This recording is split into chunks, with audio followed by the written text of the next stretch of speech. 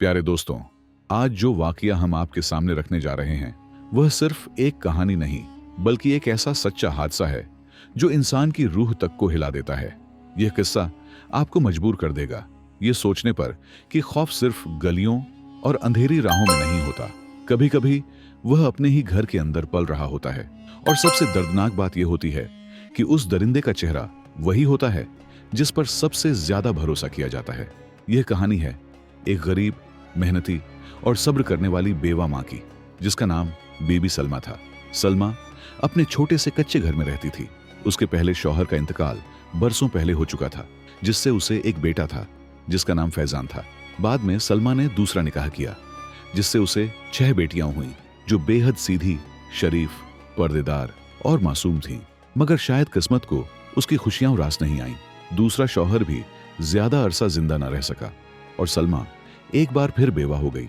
अब जिम्मेदारियां ज्यादा थीं और सहारा बहुत कम। सलमा दिन भर लोगों के घरों में बर्तन मांजती, कपड़े धोती और झाड़ू पोंछा करती और जो कुछ मिलता उसी से अपने बच्चों का पेट पालती थी। फैजान, जो उसके पहले शौहर का बेटा था, घर में ही रहता था। बेटियां उसे भाई समझती थीं और सलमा भी उसे अपना ही बेटा मानती थी। जिंदगी खामोशी से चल रही थी, लेकिन एक दिन अचानक ऐसा तूफान आया जिसने एक माँ की पूरी दुनिया उजाड़ दी। सलमा की सबसे बड़ी बेटी अचानक कमजोर रहने लगी। उसे चक्कर आने लगे, उल्टियां होने लगीं और वह हर वक्त बेचैन रहने लगी। सलमा उसे शहर के एक क्लिनिक ले गई। डॉक्टर ने जांच के बाद जो बात कही, उसने सलमा के पैरों तले जमीन खींच ली। डॉक्टर ने बताया कि उसकी बेटी उम्मीद से है। सलमा की आंखों के आगे अंधेरा छा गया। बेटी अभी बिन ब्याही थी, न बाहर कहीं जाती थी और न ही किसी से बात करती थी। ये कैसे हो सकता था? घर आकर मां ने गुस्से में बेटी से सवाल किए, लेकिन बेटी बस रोती रही और एक ही बात कहती रही कि अम्मी, खुदा की कसम मुझे कुछ याद नहीं, मैंने किसी को देखा तक नहीं। मां ने बेटी की आंखों में झांका और समझ गई कि वह झूठ नहीं बोल रही है। वक्त गुजरता गया, बच्ची पैदा हुई और सलमा ने उसे भी अपने सीने से लगा लिया। मगर किस्मत का जुल्म अभी बाकी था। कुछ महीनों बाद दूसरी बेटी और फिर तीसरी बेटी भी उम्मीद से निकली। अब सलमा पूरी तरह टूट चुकी थी। 3 बेटियां, एक ही घर और कोई सुराग नहीं। तब सलमा ने फैसला किया कि अब वह खामोश नहीं रहेगी।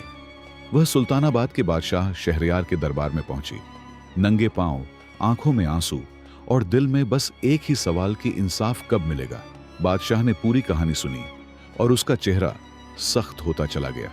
उसने कहा कि यह सिर्फ एक मां का दुख नहीं बल्कि उसकी सल्तनत का इम्तिहान है। बादशाह ने अपने वजीर को बुलाया और एक खामोश चाल चलने का हुक्म दिया। उसी रात सलमा के घर के आसपास सिपाही छुपा दिए गए और घर के सहन में एक कुत्ता बांध दिया गया। आधी रात के करीब चांदनी में एक साया छत से उतरता दिखाई दिया। जैसे ही वह सहन में पहुंचा, कुत्ता जोर जोर से भौंकने लगा। सिपाही दौड़ पड़े और उस शख्स को रंगे हाथ पकड़ लिया गया। जब उसका चेहरा खोला गया तो सलमा और उसकी बेटियों की चीख निकल गई। वह फैजान था, वही भाई, वही घर का फर्द और वही भरोसे वाला चेहरा। सुबह दरबार में फैजान ने अपना जुर्म कबूल कर लिया।